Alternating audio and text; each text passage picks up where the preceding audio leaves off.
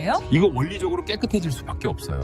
이게 뭐냐면 앰폴 클렌저인데 네. 처음 들어보시죠? 앰폴 클렌저. 작용 원리를 보면 군인들이죠. 군인들이 2차 세계대전 이후에 고향으로 돌아와서 참전 용사들이 일상의 삶으로 복귀하면서 겪는 심리적인 또 사회적인 도전을 다룬 작품입니다.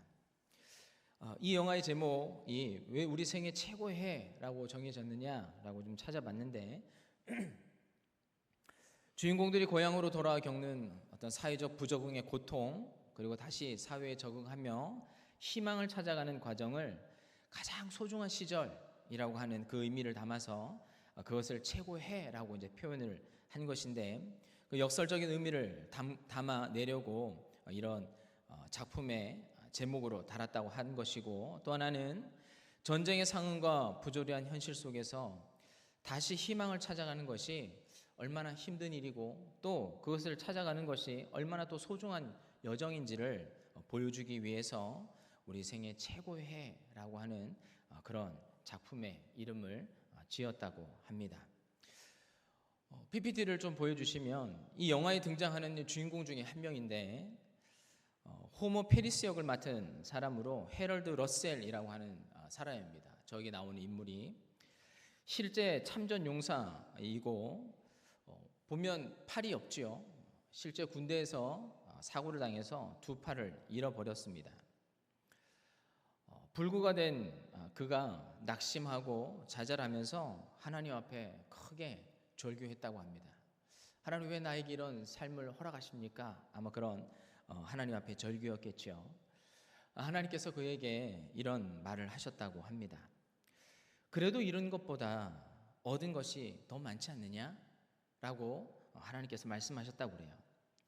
그래서 러셀이 가만히 생각을 해보니까 자기에게 이런 것보다 솔직히 가지고 있는 것이 더 많다라는 것이죠. 여전히 생명이 있고 두 눈이 있고 두 귀가 있고 두 발이 있다라는 것입니다. 이런 것보다는 가지고 있는 것이 더 많다. 하나님 말씀이 틀리지 않다는 것이죠. 그래서 생각을 바꾸어 먹고 의사를 통하여서 이 의술을 갈고리를 만들고 타자를 열심히 배워가지고 자기가 살아왔던 쭉 그 지난날의 과정들을 이야기로 엮어서 책을 냈다고 합니다. 그런데 그 책이 베스트셀러가 됐답니다. 그래서 한 기자가 자기에게 와서 이제 물었는데, 당신은 신체적 조건에 의해서 절망해 본 적이 없습니까? 라고 물었다고 합니다. 그의 대답이, 아닙니다. 나의 육체적인 장애는 도리어 가장 축복이 되었습니다. 여러분은 언제나 잃어버린 것을 계산할 것이 아니라 하나님께로부터 받은 것, 얻은 것을 생각해야 할 것입니다. 그 은혜에 감사하게 된다면 더 많은 가능성이 그 앞에 열리게 될 것입니다. 여러분, 이 사람은 전쟁을 통하여서 어떻게 보면 자기의 소중한 자기 신체 일부를 잃어버린 좌절 속에 있었지만, 여러분 생각을 고쳐먹고 또 하나님이 주신 힘을 통하여서 어찌 보면 내가 현재 지금 살아가는 내 인생이 가장 최고의 해라고 말하는 것 같았습니다. 성경 안에 나와 있는 많은 주인공들이 등장을 하고 있는데 성공하는 사람들도 참 많이 있지만, 여러분 어찌 보면 실패하는 사람들이 더 많이 있습니다. 그래서 성경 이야기는 그 실패자들 통하여서 그 실패자의 삶을 회복시키시는 하나님의 성공 스토리, 회복 스토리, 이 스토리들이 성경 안에 대부분의 이야기를 차지하고 있습니다. 우리가 오늘 함께 볼 이 룻기 안에 등장하는 인물들도 그렇다는 것입니다.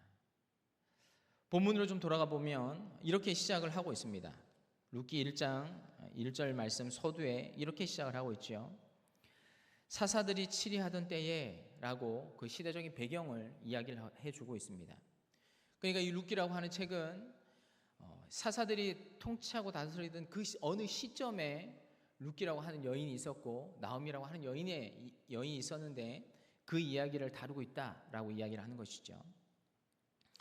우리가 사사 시대가 어떤 시대였는지를 살짝 그 배경을 좀 뉘앙스를 좀 알고 계시면 좋을 것 같아서, 사사기 21장 25절 말씀에 몇 번에 걸쳐서 이야기가 등장을 하고 있지만 그 시대를 향해서 평가하기를 오늘 성경은 그때 이스라엘에 왕이 없으므로 사람이 각각 그 소견에 오른 대로 행하였더라라고 이야기를 하고 있습니다.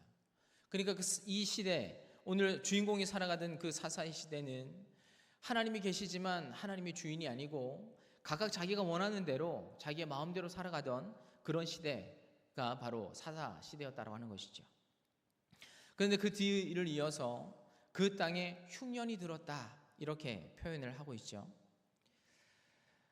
사사기를 쭉 읽어가 보시다 보면 이런 이 시대에 어떤 전쟁이 들거나 아니면 흉년이 들거나 또 타국에서 쳐들어와서 이스라엘 백성들을 점령한다거나 전염병이 돌았다거나 이런 이야기들이 성경 안에 등장을 하는 그 사사 시대의 배경에 보면 왜 그런 일들이 생기는지 그 이유에 대해서 사사기는 이스라엘 백성들이 범죄하기 때문이다라고 이렇게 이야기를 하고 있습니다. 그러나 우리가 읽는 이 본문 안에 흉년이 들었다 한 줄 이야기를 하고 있지만 거기 안에는 많은 의미가 포함되어 있다는 것이죠. 이스라엘 백성이 지금 하나님 앞에 어떤 모습이든지 간에 범죄를 하고 있다.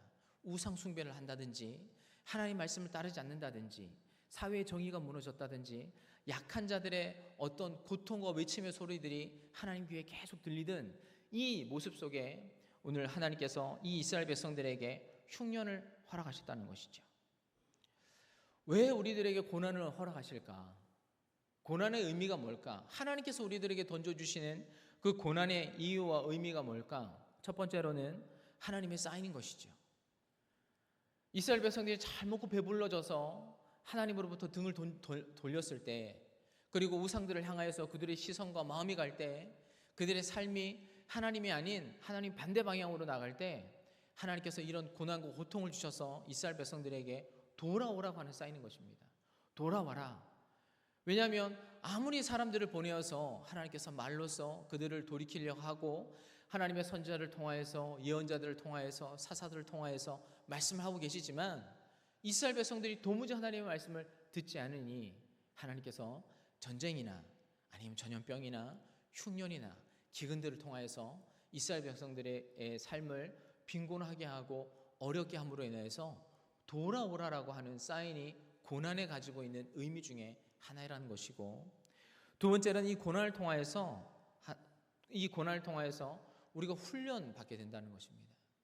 이 고난이라고 하는 시간을 통하여서 우리가 하나님 앞에 우리의 모습들을 돌아보고 내가 하나님 앞에 뭔가를 잘못하고 있는 것은 아닌가, 내가 내 삶을 돌아보고 이스라엘 백성들에게 주신 하나님의 말씀을 다시 한번 되돌아가서 우리가 어디서부터 잘못하고 있는지, 우리가 하나님 앞에 어떤 잘못을 하고 있는지 그 잘못을 우리가 한번 돌아보는 의미가 고난의 의미라는 것이죠.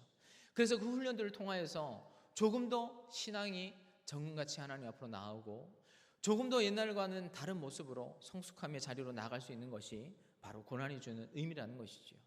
내가 지금 달려가고 있는, 내가 살아가고 있는 이 삶에서 우리가 멈춰 서서 이 길이 아니구나, 이렇게 가는 것이 아니구나 라고 되돌아갈 수 있는 기회를 주는 것이 고난이 주는 의미라고 할 수 있겠습니다. 그럼 여러분, 이 고난을 우리들에게 주실 때에 우리가 어떻게 해야 되냐? 그 고난을 달게 받아야 되는 것이죠. 이 고난들이 우리에게 임할 때 이것이 하나님께서 우리에게 주신, 그리고 지금 나에게 필요한 것이기 때문에 이 고난을 나에게 허락하셨다는 것을 그대로 받아들이고 이 고난의 시간을 참고 인내하면서 잘 지내가야 되는 것입니다. 그런데 오늘 성경 안에 등장하는 이 주인공의 가족이겠죠. 엘레멜렉이라고 하는 사람과 이 나오미는 하나님께서 주시는 고난을 그대로 감내하기보다 하나님의 고난을 피해서 도망갔던 사람이었습니다.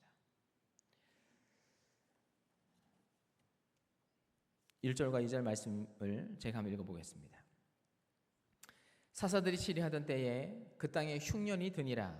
유다 베들레헴에 한 사람이 그의 아내와 두 아들 데리고 모압 지방에 가서 거류하였는데 그 사람의 이름은 엘레멜렉이요 그의 아내의 이름은 나오미이며 그의 두 아들의 이름은 말론과 규련이니 유다 베들레헴 에브라 사람들이더라. 그들이 모압 지방에 들어가서 거기 살더니.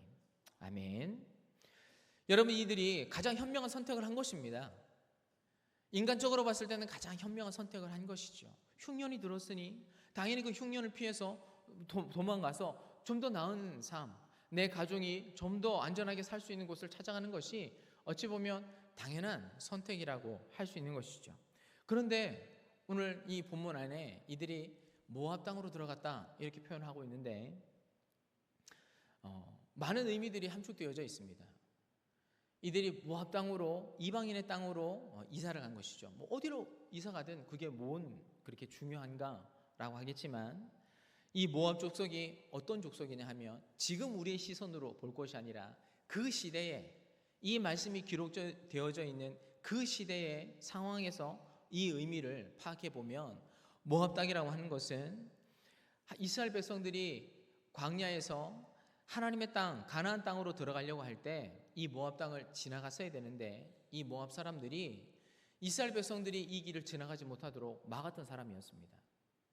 우리가 아무것도 건들지 않고 그냥 단지 이 길로만 지나가겠다, 그러니 우리가 이 길을 지나가는 것들을 좀 허락해달라라고 했는데, 모압 이 왕들이 나와서 그들이 가는 길을 막았고, 심지어는 발람이라고 하는 그 선지자를 통하여서 이들을 저주하게 했던 그런 땅이었던 것이죠. 그래서 하나님께서 어떻게 얘기했냐면, 이 여호와의 총회에, 그러니까 이스라엘 백성들의 이 집단과 무리 안에 절대로 영원토록 모압 사람들은 하나님의 백성으로 들어올 수 없는 족속이다, 이렇게 말씀을 하셨습니다.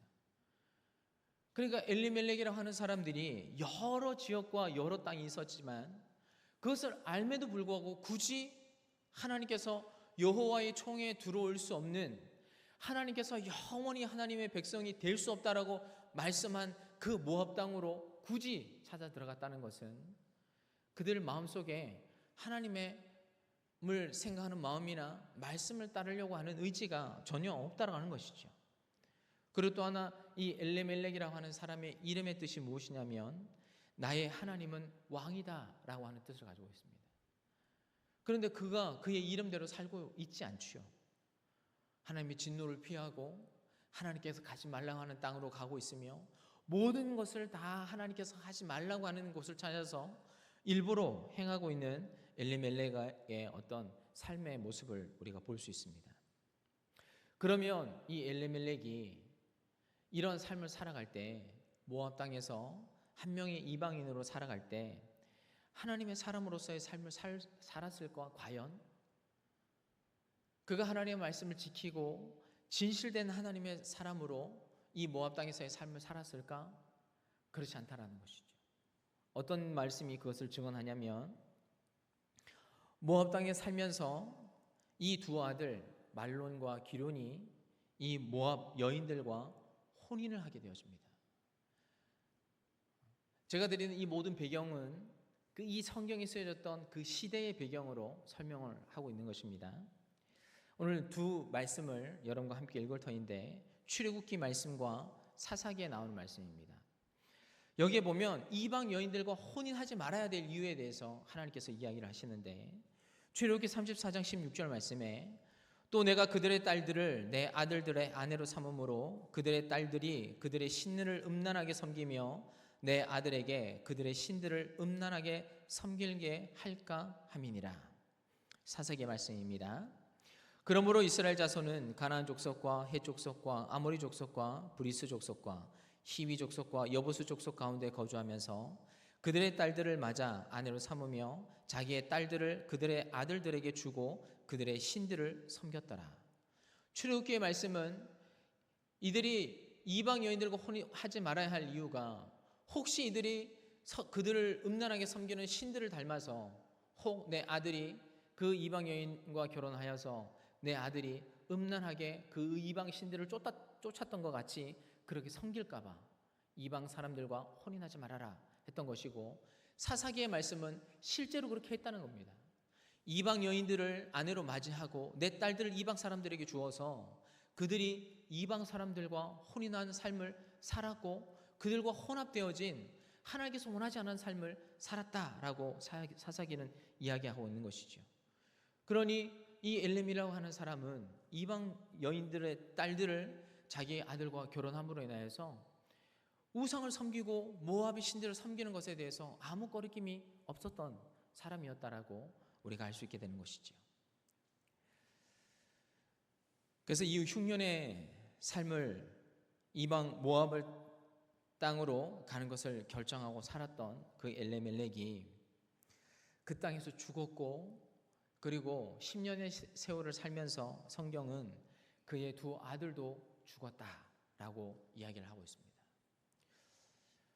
어떻게 보면 참 비참한 삶이지요.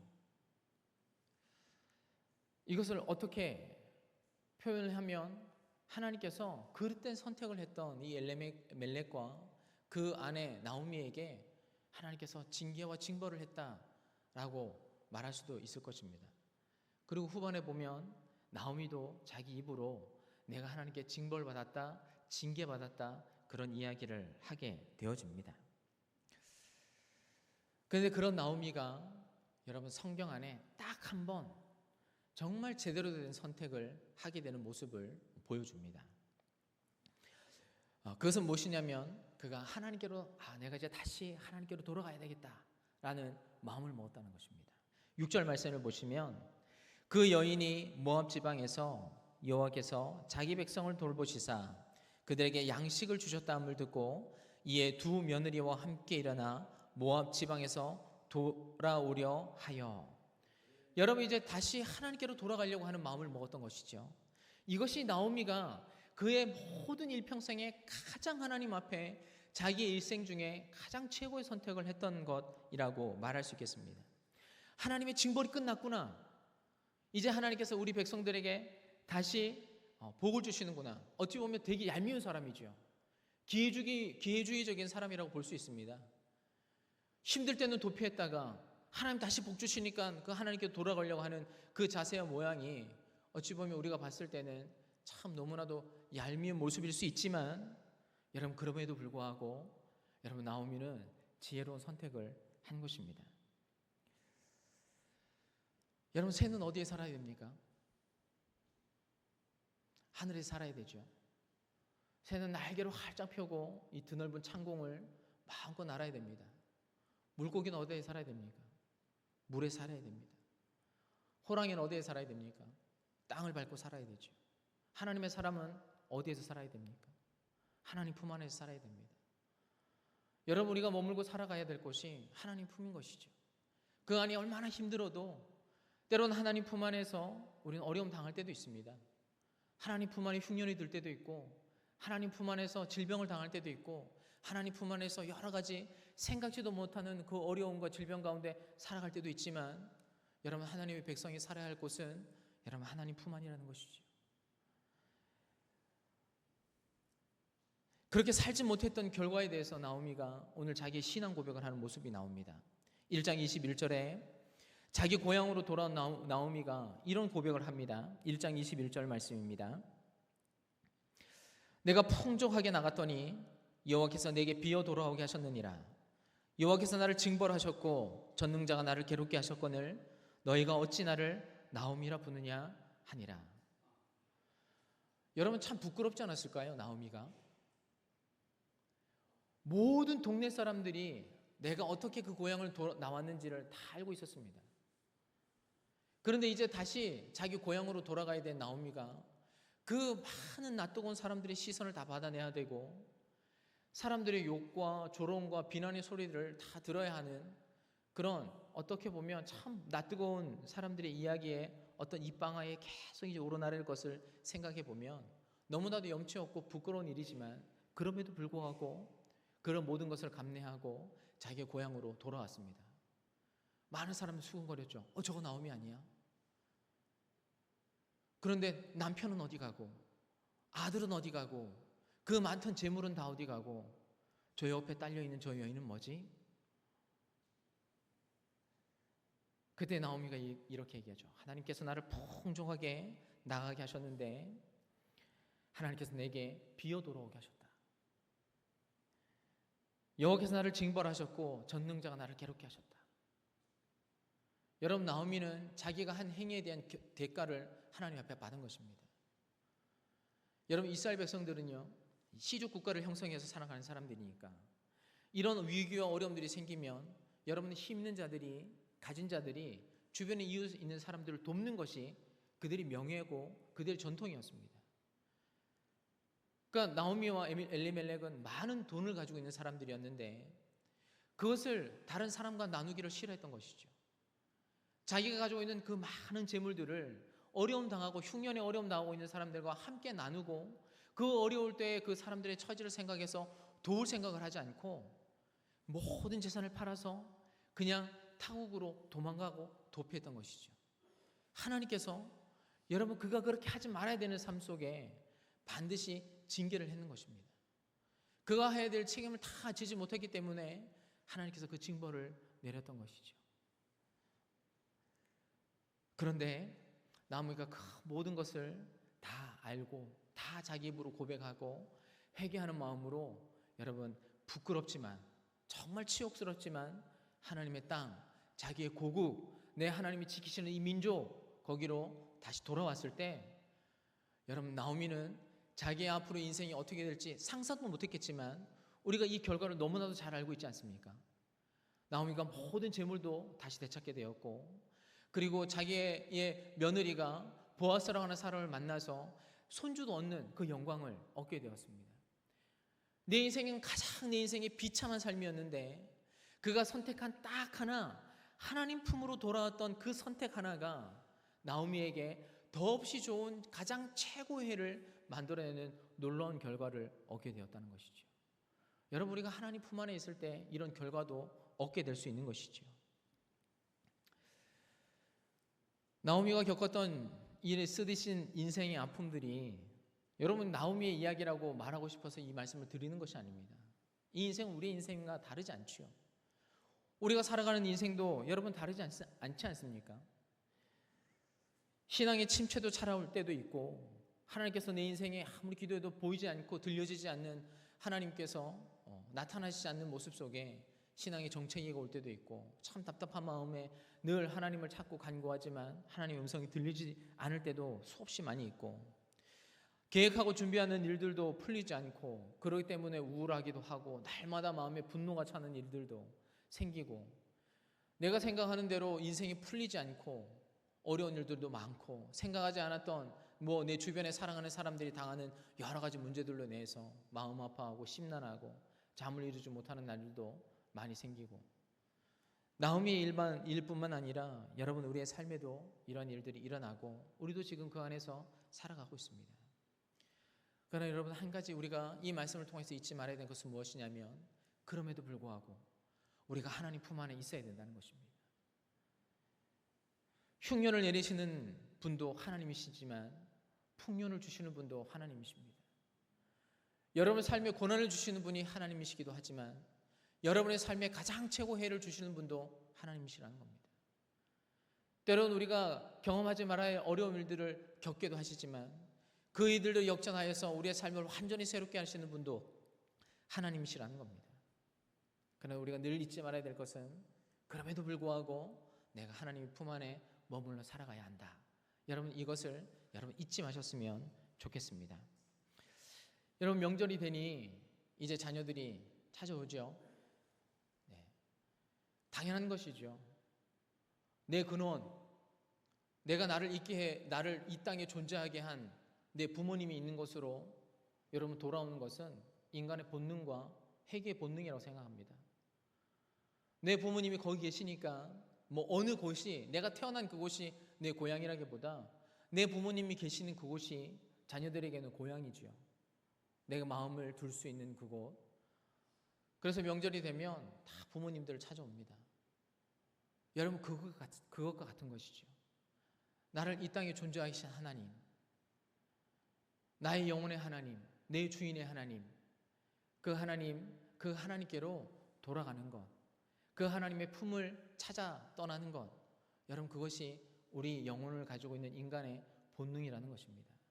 그래서 우리가 하나님 안에 머물러 살아가야 하고 그 하나님 안에 머물러 살아가다 보면 그 하나님께서 여러분의 삶을 가장 최고의 해로 그 어떤 것과 견줄 수 없는 가장 좋은 날들로 가장 좋은 것들로 여러분의 삶을 반드시 채울 것이라는 것을 믿고 확신하고 하나님 안에 머물 수 있는 저와 여러분 될 수 있기를 주님의 이름으로 축원합니다. 함께 기도하겠습니다.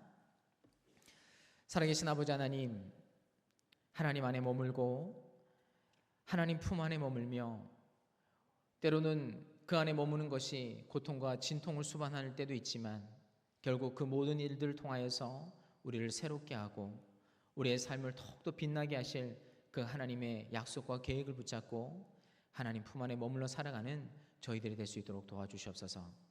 감사드리며 예수 그리스도의 이름으로 기도하였습니다. 아멘. 다 함께 찬송가 340